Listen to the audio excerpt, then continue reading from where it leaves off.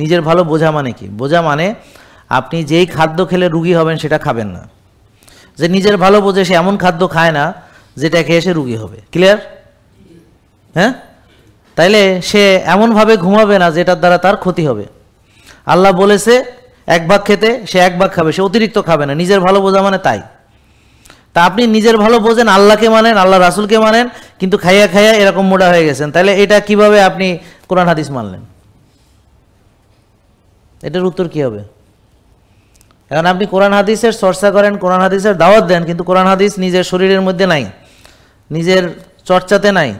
তাহলে কোরআন হাদিসের চর্চা মানে কি অতিরিক্ত ওজন হওয়া? আল্লাহকে সীমা লঙ্ঘন করা পছন্দ করেন কিনা? তো তাহলে আপনার সীমা লঙ্ঘিত হলো না? তো তাহলে আপনি কিভাবে বুঝলেন যে আপনি আল্লাহর তরিকায় চলতেছেন? আপনি কি এক ভাগ খান নাকি এই হলকম পর্যন্ত খান?